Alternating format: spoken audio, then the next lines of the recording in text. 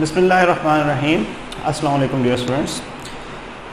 आज हमारा lecture group 4A chlorides and group 4A oxides के बारे में। इसमें हमारे पास सबसे पहले क्लोराइड्स का जिक्र किया जाएगा। बेटा ग्रुप 4A में हमारे पास एलिमेंट्स कौन कौन से हैं? कार्बन है, सिलिकॉन है, जर्मेनियम है, टिन है एंड लेड। हम वन बाय वन ट्राई करते हैं।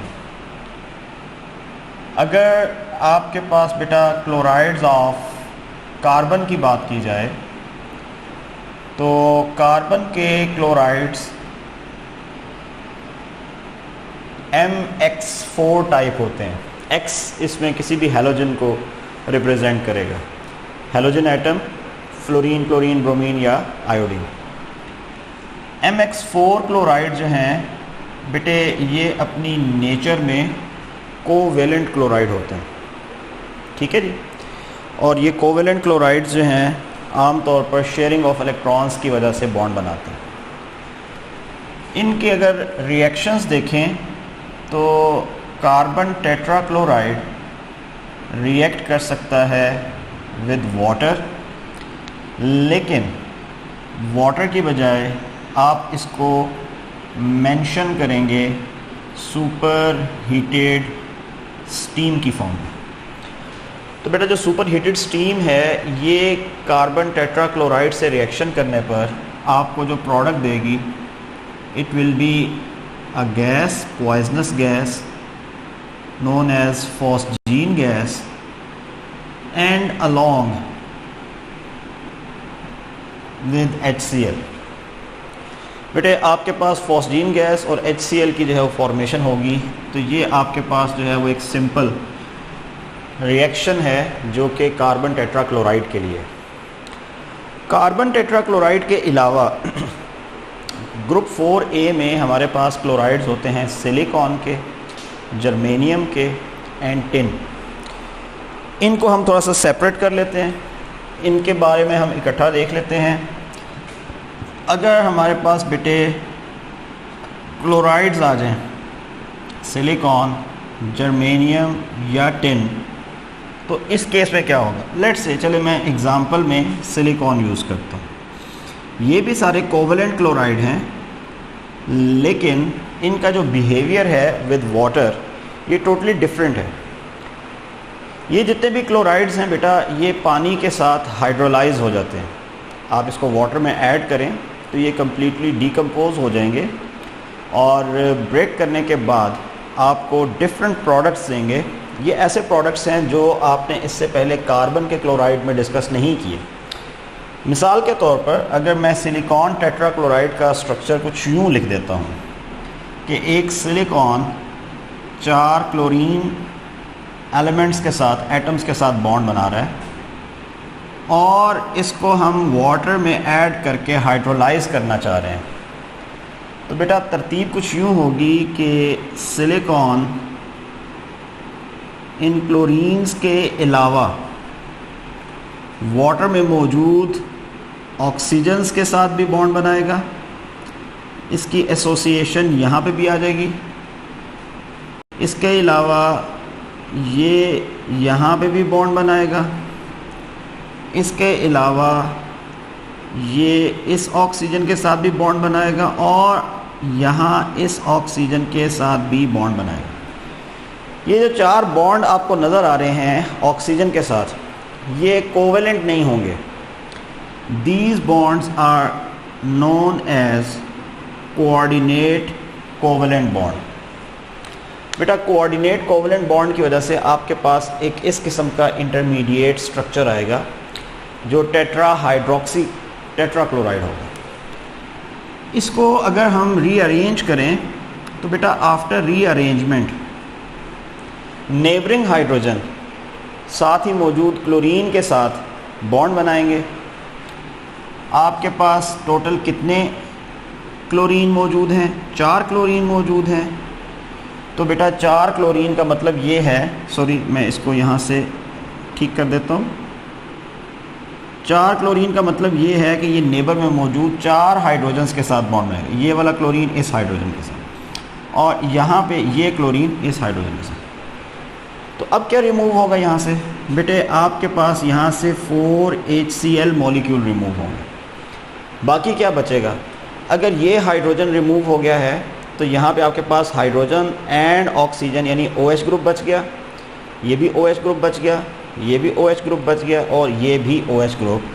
तो बेटे आपके पास जो कंपाउंड होगा ये SiOH होल 4 यानी एक एसिड बन जाएगा। आपको अगर याद हो तो इसका फार्मूला मैंने लिखा था H4SiO4 और इसका मैंने नाम लिखा था ऑर्थोसिलिसिक एसिड। तो ऑर्थोसिलिसिक एसिड की जो है वो यहाँ पर फॉर्मेशन हो जाएगी। इस किस्म का बिहेवियर कार्बन में नज़र क्यों नहीं आता?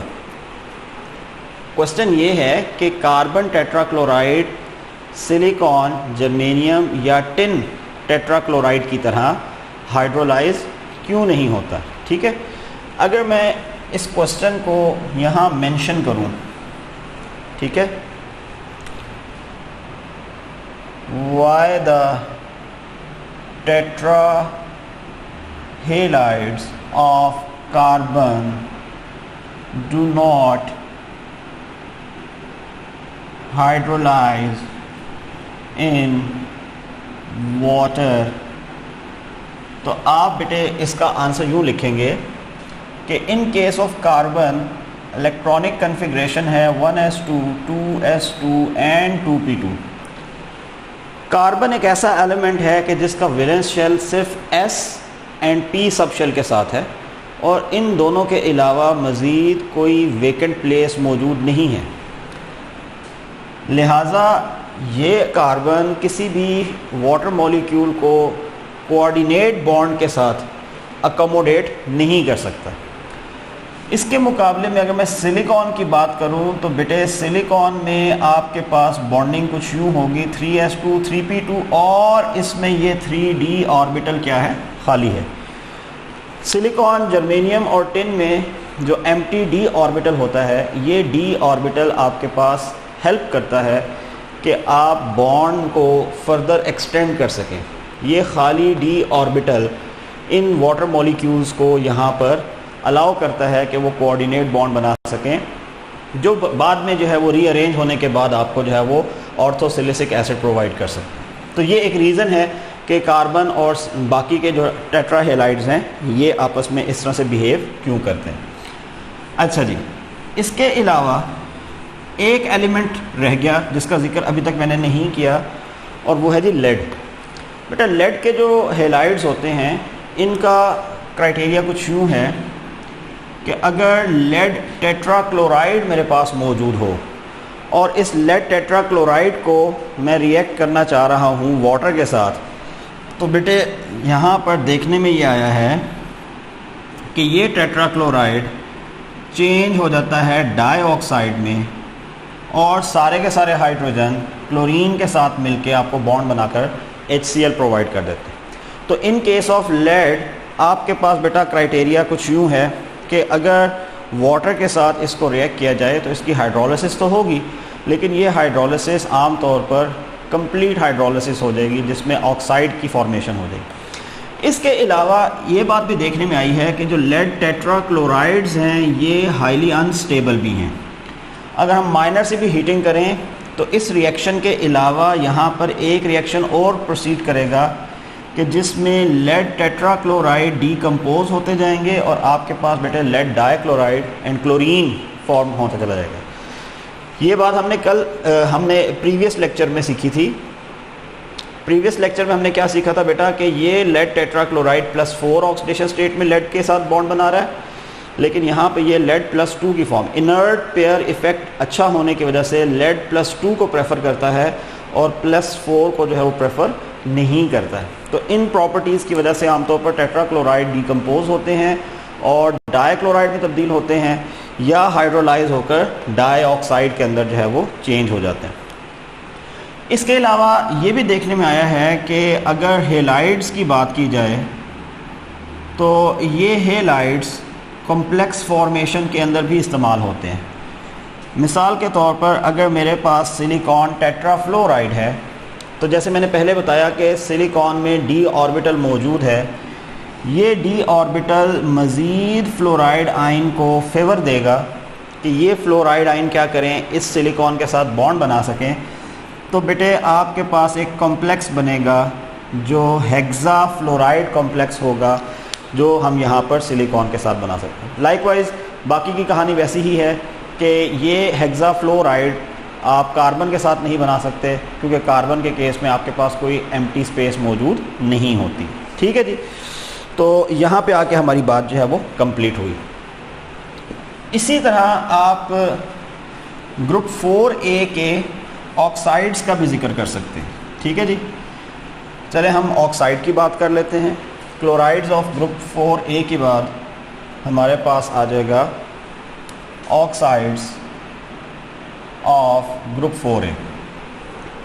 बेटा ग्रुप 4A ऑक्साइड में आपके पास बहुत सारे डिफरेंट ऑक्साइड्स हैं, लेकिन सबसे पहले हम जिक्र करेंगे दो तरह के ऑक्साइड्स का जो देखने में तो एक जैसे हैं लेकिन अपनी प्रॉपर्टीज़ में टोटली एक दूसरे से डिफरेंट हैं। इनमें एक ऑक्साइड आपके पास है कार्बन डाइऑक्साइड और दूसरा ऑक्साइड है आपके पास सिलिकॉन डाइऑक्साइड। अगर हम इन दोनों की प्रॉपर्टीज़ का कंपैरिजन करें तो कंपैरिजन क्या हो सकता है, आपके पास कार्बन डाइऑक्साइड गैसियस फॉर्म में होता है, सिलिकॉन डाइऑक्साइड सॉलिड फॉर्म में होता है।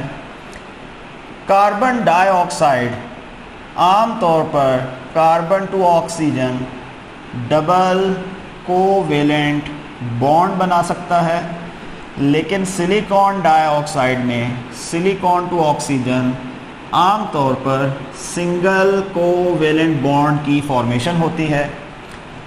फिर ये भी देखा गया है कि अगर आप कार्बन डाइऑक्साइड की बात करें तो ये स्मॉल मॉलिक्यूलर फॉर्म के अंदर एग्जिस्ट करता है। ये आपके पास बेटे मॉलिक्यूल बनाने की बजाय जाइंट स्ट्रक्चर की शक्ल में जो है वो अपने आप को अरेंज करता है। इसके अलावा बेटा ये भी देखने में आया है कि अगर कार्बन डाइऑक्साइड हो तो इसका स्ट्रक्चर बनता है लीनियर, यानी एक कार्बन लेफ़्ट एंड राइट दो ऑक्सीजन्स के साथ बॉन्डेड होता है। और यहाँ सिलिकॉन में क्या होगा कि सिलिकॉन एक ही वक्त में 4 ऑक्सीजन्स के साथ अरेंज होगा और हर ऑक्सीजन लाइकवाइज 2 सिलिकॉन के साथ बॉन्ड बनाएगा।